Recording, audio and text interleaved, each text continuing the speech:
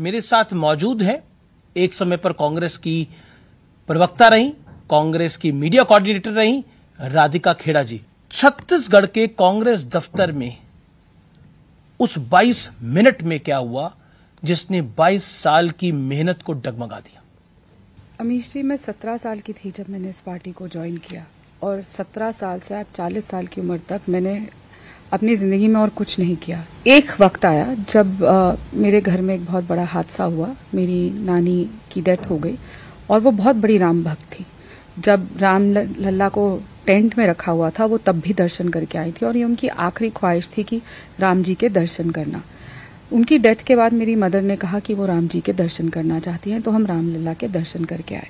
उसके बाद मैं जब वापस आई, मैंने अपने घर के बाहर जय श्री राम का ध्वज भी लगा दिया जो मैं वहीं अयोध्या से लेकर आई थी। उसके बाद से जब मैंने फोटो शेयर करी, हर जगह डाली, तो उसके बाद से एक बहुत गुस्सा सा मेरी पार्टी में आ गया। ये थोड़े दिन पहले भी हुआ था जब राम मंदिर में मूर्ति की स्थापना हो रही थी, तब भी मेरे घर में सुंदरकांड का पाठ था, मैंने बहुत सोशल मीडिया पे डाला, तो तब भी पार्टी से मुझे बहुत बैकलैश मिला था और मुझे बोला गया था कि वो फोटोग्राफ्स को, वो पाठ की सारी वीडियो को उतार दे, लेकिन मैं अडिग रही और मैंने नहीं हटाया। इस बात की सजा मुझे इस तरीके, ठीक है आपने मुझे डिबेट्स पे रोक दिया, आपने मुझे और काम देने से रोक दिया, आपने मुझे ऑफिस में जलील कर दिया, लेकिन उसके बाद एक ऐसा षड्यंत्र रचा जाएगा जिससे मेरे आप अस्तित्व को ललकारेंगे, मेरी इंटेग्रिटी को ललकारेंगे, ऐसा पार्टी करेगी मैंने कभी नहीं सोचा था। मैं जब उस वाक्य के बारे में सोचती हूँ मेरे अभी भी रोंगटे खड़े होते हैं और मैं घबरा जाती। मैं छत्तीसगढ़ प्रदेश कांग्रेस के कार्यालय में थी, मैंने कुछ चैनल्स को बाइट दी थी। उसके बाद मैं सुशीलानंद शुक्ला के कमरे में गई और उनसे डिस्कशन करना शुरू किया। पवन खेड़ा जी ने आना था अगले दिन, तो एकदम से वो आदमी टेबल पे बैठा हुआ था, सुशीलानंद शुक्ला जो मीडिया चेयरमैन है वहां का, और वो जोर जोर से चिल्लाने लग गया और उसने कहा कि तुम्हारी हिम्मत कैसे कि तुम ये काम खुद कर रही हो। मैंने कहा मैं तो कुछ कर ही नहीं रही, वो मेरे चेयरमैन हैं, मेरा दायित्व बनता है एज अ कोऑर्डिनेटर कि मैं ये करूं।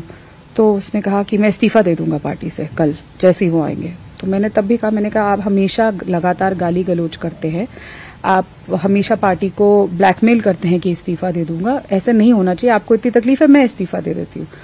इसे करते करते उसने गंदी गंदी गालियां देनी शुरू करी, ऐसी ऐसी गालियां अमीश जी मैंने कभी किसी को नहीं देते हुए सुना। मतलब मेरे कानों में अभी तक वो गूंजती हैं, मैं अपने जबान पे वो गालियां लेकर नहीं आ सकती। कांग्रेस के दफ्तर में, दफ्तर के अंदर कांग्रेस की राष्ट्रीय पदाधिकारी को कांग्रेस का एक पदाधिकारी गाली दे रहा है और एक बार ही नहीं, मतलब कई बार, और ये पहले भी हो चुका है, उस पर भी आऊंगी मैं, ये तो अभी रिसेंट वाला इंसिडेंट है। और इतनी गालियां दी कि मैं चिल्लाने लग गई, रोने लग गई और मैं वहां पे बोली भी, चिल्लाई भी। बाहर स्टाफ बैठा था, मैंने कहा आप जाके नीचे से जो प्रभारी महामंत्री हैं उनको बुला के लाइए, कितना हंगामा हो रहा है।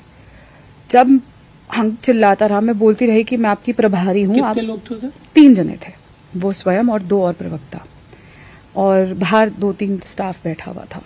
तो उस आदमी ने ऐसे इशारा किया और वो 2 आदमी जो और थे उन्होंने अंदर से दरवाजा बंद कर लिया। तो टोटल कितने लोग? 3 लोग थे टोटल, और दरवाजा लॉक कर लिया गया और मैं अंदर 3 आदमियों के साथ, और 2 जने, मुझे ये तो नहीं याद कि दरवाजा लॉक किसने किया था उन दोनों में से, और वो दरवाजे के आके खड़े हो गए। मैं अपने जीवन में कभी इतनी जोर से नहीं डरी, क्योंकि मैं लगातार जब चिल्ला रही थी, चीख रही थी वहां पे, तब भी कोई उठ नहीं रहा था, कोई कुछ नहीं कर रहा था। और जब उन्होंने दरवाजा, झगड़ा हो रहा है, आप बातचीत कर रहे हैं, आप कभी नहीं सोचते कि कोई अंदर से दरवाजा बंद कर लेगा। फिर जब मैं रोई, चिल्लाई, मुझे उस वक्त समझ ही नहीं आया मैं क्या करूं। मतलब मैं अभी भी सोचती हूं उसके बारे में तो मेरे पास शब्द नहीं रह जाते। और उसके बाद जब इतना कुछ हुआ, मेरे बिल्कुल ब्लैंक हो गई मैं, और फिर मैंने फोन उठाया और मैंने ऐसे उनके चेहरे पे फोन पकड़ लिया और कहा कि मैं फेसबुक पे लाइव कर रही हूँ। मैंने उनको ये भी कहा कि मैं फेसबुक पे लाइव कर रही हूँ। कैमरे की रिकॉर्डिंग चल रही थी, उनको दिख रहा था, पर मैंने उस वक्त बोला ये सब लाइव जा रहा है। तो वो थोड़ा सा डरे और इधर उधर हुए, लेकिन फिर भी उन लोगों ने मुझे बाहर नहीं जाने दिया। कमरा लॉक था? जी, और मैं अंदर। मतलब कांग्रेस ऑफिस में